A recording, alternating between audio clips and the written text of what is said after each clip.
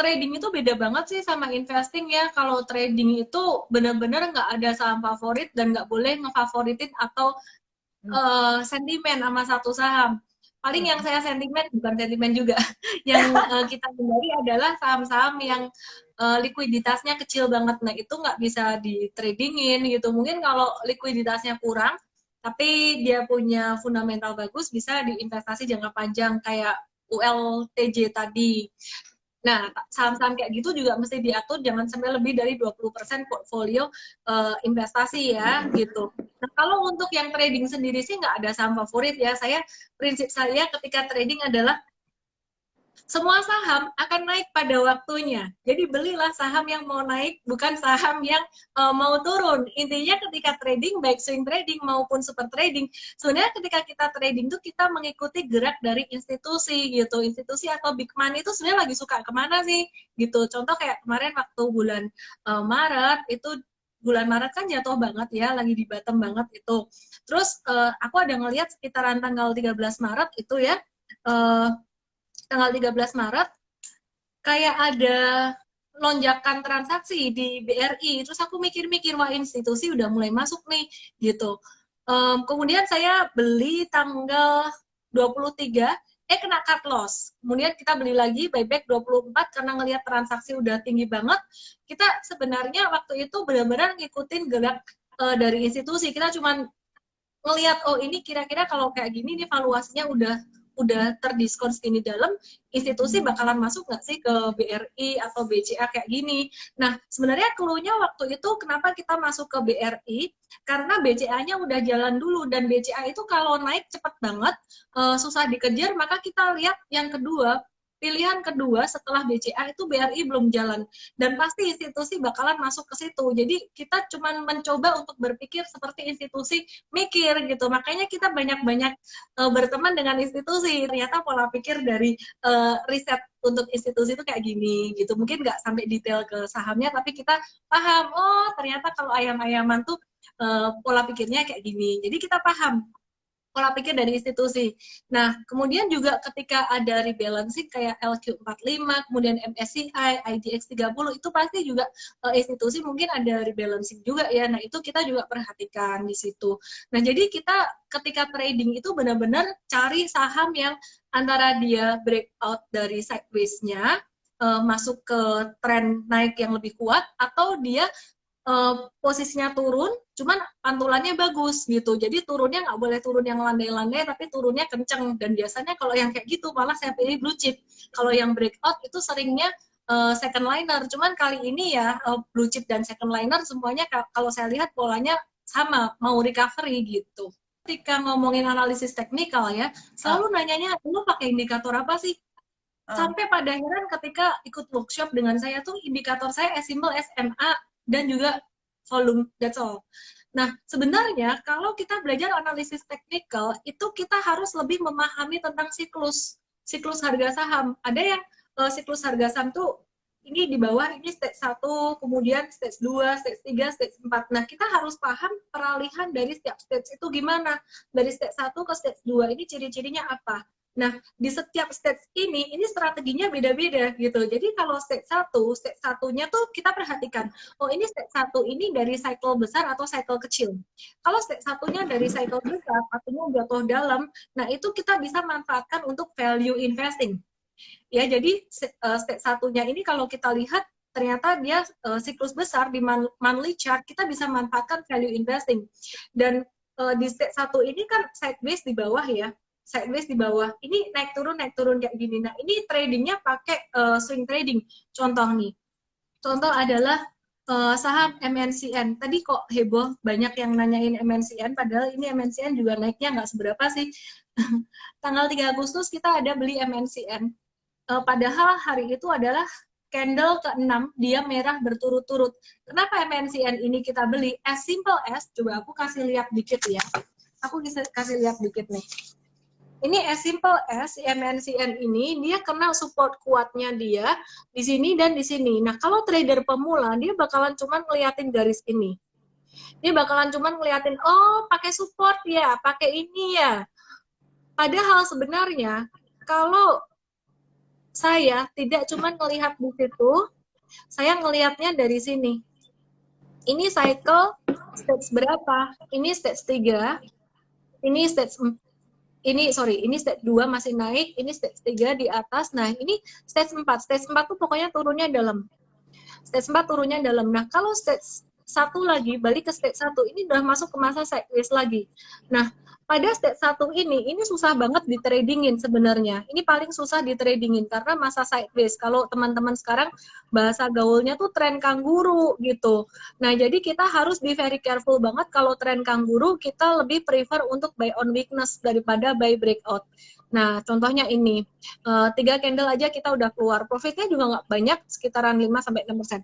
Ini berbeda dengan saham ini, yang lagi ngehits beberapa hari sampai kena suspend. Yang berbeda di sini, ini aku kasih lihat ya, ini stage 4 kan turun. Dia stage 1 di sini sideways. Nah, yang bikin beda adalah dia ini udah di stage 2 sebenarnya. Dan karakter dari saham ini sangat volatile sekali ya. Jadi di sini kita bisa expect untuk profit lebih gede gitu. Jadi ketika kita beli di sini live trade bareng IM Trade. Jadi beberapa hari ini baru ada program live trade jam 9 pagi saya online gitu, trading bareng semua member dan juga alumni. Nah, beli di sini. Terus kemudian naik, ditanya, jual nggak? Nggak, tunggu dulu hari kedua profit taking. Untuk kita profit taking, kalau nggak kena suspend juga gitu. Nah, jadi bedanya gini, kalau di bawah, balik lagi, di bawah di sini kita banyak swing trading. Swing trading tuh cuan bungkus. Tapi kalau di atas, kita lebih banyak untuk super trade. Super trade itu nge-hold. Contohnya ini MDKA, ini contoh yang sangat bagus sekali. Jadi ini MDKA ini sudah di stage 2-nya yang sangat kuat. Kita beli tanggal 8 Juli waktu itu. 8 Juli itu dia breakout dari sideways-nya, artinya semakin uptrend lagi. Kita berani nge-hold agak lamaan untuk si MDKA ini. Ya, ini contoh sih. Oke, jadi itu tadi bedanya trading dan investing. Kalau di trading itu saya nggak ada favorit saham tertentu. Pokoknya saham ini dia likuiditasnya cukup oke, dan saya melihat big money mau masuk, udah gitu aja.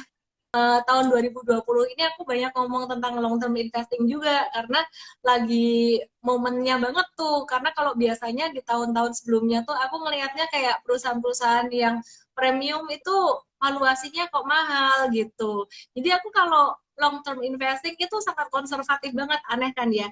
Kalau trading berani banget, tapi kalau long term investing itu very very konservatif. Aku nggak berani di saham second liner kebanyakan. Nah, aku sendiri kalau kasih tahu teman-teman, aku kalau saham second liner itu tidak lebih dari 20% dari total portfolio gitu. Karena di sini teman-teman banyak yang pemula ya, kalau pegang saham second liner tahu-tahu wah naik turun jantungan juga mereka gitu.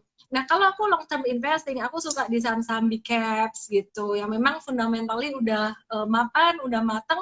Nah, aku belinya benar-benar nunggu pas lagi jatuh. Aku sebenarnya kangen banget lagi tahun 2008 waktu itu. Aku pikir 2018 waktu itu udah turun dalam, ternyata masih kurang dalam, dan 2020 dikasih gitu, dan ternyata masih nggak sedalam tahun 2008. Jadi 2008 tahun ya. 2020 ini portofolio untuk aku long term investing mulai banyak gitu. Jadi mulai masuk lagi untuk long term investing. Jadi selama ini tuh sejak tahun 2008 untuk long term investingku, aku waktu itu jujur udah kejual tahun 2013. Banyak kejual 2013. Jadi pas market mulai jatuh di 2013, itu aku udah mulai jual-jualan saham-saham yang aku long term investing di 2008. Karena aku sempat belajar siklus jangka pendek, siklus utang jangka pendek itu sekitaran 5 tahun, dan di tahun 2, tahun 7 itu puncak. Kok bener, 2013 jatuh, kemudian 2017 puncak gitu. Jadi waktu itu aku jualan, tapi aku nggak buyback gitu. Jadi aku buybacknya untuk long term investing baru tahun ini begitu. Jadi ya teman-teman banyak yang kenal saya sebagai trader. Sebenarnya saya bukan anti investing sih, cuman saya lagi menunggu waktu yang momennya pas banget. ada banyak orang yang mau investasi jangka panjang tuh perusahaan second liner, tapi kalau second liner aku kok kayak nggak gimana ya, nggak mantap gitu loh. Jadi ya nggak bisa banyak di portfolio aku, paling ada beberapa aja sih, dikit gitu. Jadi kalau marketnya lagi udah naik, aku bukan pindahin saham-saham ini tadi. Jadi nanti kalau misalkan market naik itu aku lebih banyak ke super trader, itu aku anggap portfolio trading gitu. Jadi aku anggap portfolio trading itu di account yang berbeda. Jadi yang investasi biarlah buat investasi. My plan mungkin Oh. sekitaran 5 tahun kali ya, nanti lihat sikon kayak 2018, 2019 itu kayak peluangnya nggak gitu banyak, sideways juga kayak gitu.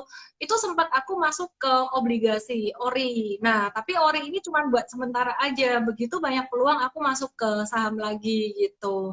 Nah, kalau untuk investasi yang lain, untuk diversifikasi aset ya itu properti aku juga ada, tapi nggak fokus di situ gitu. Kayaknya kok hatiku ini masih lebih ke saham. Jadi di tahun 2020 ini banyak ditawarin properti gitu, oh ini bagus lagi diskon, pokoknya ditawar-tawarin seini-ininya lah. Aku cuma mikir tunggu dulu ya, kenapa ini tahun 2020 tuh belum habis, kenapa barangkali saham masih ada diskon lagi. Jadi duitku mau aku masukin ke situ lagi gitu, sampai temanku oh ya gitu, kok lo di saham terus, ya emang ini lagi momennya 2020 mau gimana gitu. Sebenarnya kemarin aku expecting, waktu bulan Maret kemarin, aku expecting tuh koreksinya tuh bisa kayak sampai 2008. Sorry ya buat teman-teman Ya. yang udah punya barang, mungkin kalau di ngomong gini nggak enak gitu. Lu jahat Tapi banget gitu, setuju, aku setuju. tuh tahu gitu. Tapi ya aku kayak mikir, waduh lama banget gak ada peluang kayak gitu. Ternyata yang belajar itu bukan cuma kita loh, bukan cuma retail loh. Yang belajar itu ternyata bank sentral, The Fed pun mereka juga belajar dari tahun 2008. Jadi 2008 waktu itu cuma kena sektor finansial, terus kemudian sekarang kena di sektor real. Maka mereka juga mikir, waduh ini kalau nggak segera diatasin ini bisa berantakan nih. Langsung keluar semua, kebijakan moneter fiskalnya tuh keluar semua. Jadi malah nggak jadi ambrol lagi, langsung Iya, V-shape iya. recovery, kaget banget saya serius.